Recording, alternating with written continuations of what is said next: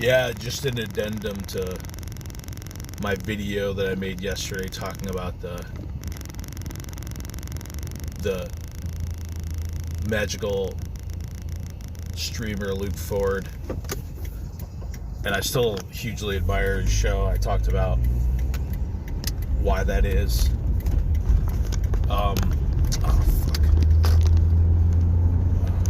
It's also worth mentioning, yeah, everyone has criticisms of Luke Ford, to say the least. Some people are like extremely angry. They feel betrayed because of the Kaufman's curveball, or whatever you want to call it. But he has criticisms from both sides, right? Like all the 1488ers feel like he let them down. He pulled a fast one on them. They thought he was one of them. But then he said, wait a minute. I got a little something here called the Kaufman's critique. Well, then he's got plenty of Jews that are like, why are you collaborating with the enemy? Why are you being a capo? Something like that. Which are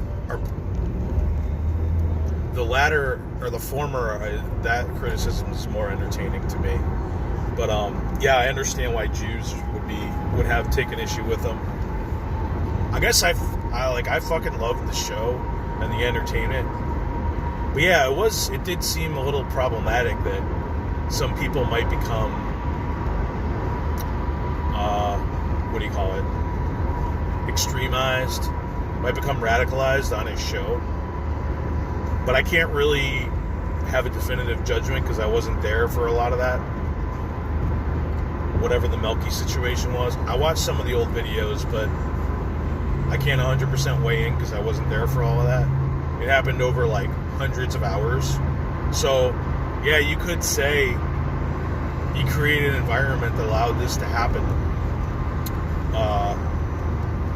But I would say if you're exposed to Mein Kampf and you take what Hitler says, who's regarded by mainstream historians as one of the biggest manipulators and liars that's ever existed in history, if you just take his words at face value and say, oh yeah, this is 100% the truth, like Hitler was right, especially when you're a well-educated, have your PhD, you should be well-versed in reality. You can't put that on Luke, Like I said in the last video, Luke lives dangerously. He's like, let's see what happens in this little petri dish. Like, oh wow, look what I created. This recipe had never been tried before, you know what I mean? So it's like, but with all these things that have pluses, yes, there are minuses. When you have somebody like Mike Enoch on your show, yeah, that inevitably presents a risk that someone's going to see this tubby guy and be like, oh yeah, this guy speaks to me. Like, I found my magic key in life. Oh shit. Like, let me go to TRS right now and subscribe. Like, this is my magic key. This is my magic key, bro. So, yeah, as far as criticisms go of the show, that's the one thing where I was like, I don't know. It's a little concerning, this part. But it was also kind of crazy, so, I couldn't look away. Other people became radicalized in that circle, but like the crazy bitch known as Ash All Day, who I don't even know what the fuck happened there, but I think I don't think she was influenced by Luke. I think she was influenced by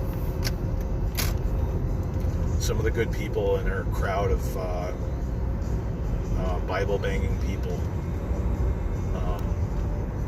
Others as well, so that would be my biggest criticism of the show, downside, if you wanted to put it out there. And I think this is a concern Luke had. Yeah, I mean, he was concerned about terms of service and getting kicked offline, maybe primarily. But I think he did think about having the consequences of having some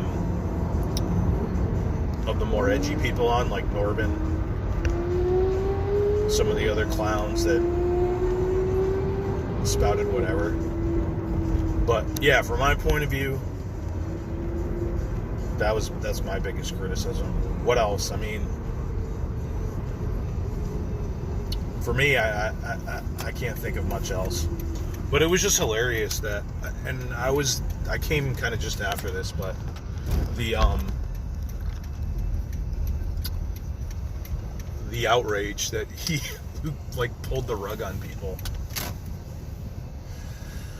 because he gave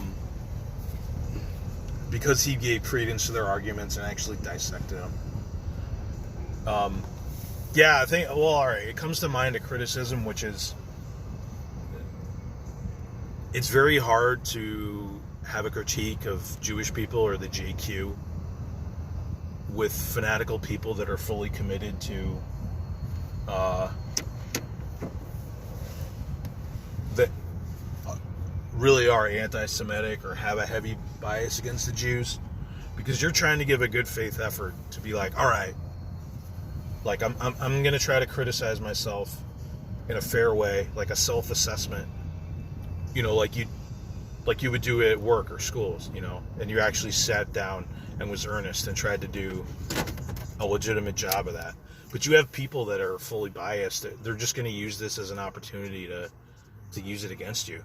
Like, see, you're talking about your involvement in XYZ and just use that to bolster their argument. You know, they'll use you like the way they used Bobby Fischer and his crazy rants, or the way they use Ron Unz. Like, that's the only purpose a lot of these people have for Jews, you know. The self-hating ones. So yeah, you might be earnest and you're trying to have a good faith dissection of Jewish power, Jewish interests, or Jewish actions, or whatever. But when you have that amongst 1488ers, or even amongst like the more academic Jewish critics that just have a clear bias and don't display honesty, they're just going to use that to bolster their arguments. And I don't think you necessarily want to support those people. I don't think Luke wants to support those people. So I feel like in an effort to be fair, him and others that are similar to him kind of bend over backwards in an attempt to be like, hey, I'm showing my cards, but the other side isn't showing their cards. They're just gonna, you know, write down what he has and use that against him. So that would be my second critique, I guess, that's actually noteworthy for myself. Him and others like him are just going to be used by those people for the most part. Because it's really hard to have a good faith discussion about anything regarding the Jews, because there's just, it's the most lied about, the most like has more propaganda, and 85% of the first communist government was Jewish bullshit. So it just gets inundated with the typical bullshit propaganda as opposed to anything truthful. Other critiques about his show, yeah, there's been so many people have these problems with Luke. You know, it's like, he's a gaslighter. That aren't actual arguments, you know, like, oh, he's gaslighting. He's a subverter. It's kind of funny. I guess if you're a streamer, like, it's bad if people don't have an opinion about you or they don't have a reaction about you. So it's better they have a negative opinion than none at all. Most of them seem to be negative opinions, but it's the fucking internet. So like everyone hates everybody. That would be the same case with most of the other people in these alt-right circles, whether it be even some of the more like people, like maybe Spencer or yeah, how many people hate Nick Fuentes? You know, a lot. So, but yeah, those are the thoughts that come to mind. My critiques are going to be different from most people, I feel like, but for me, hey, I'm me, and like, I make these videos because I want to get my thoughts out there, and See if they resonate with anybody. But yeah, that's it for now in this Luke Ford critique series, whatever.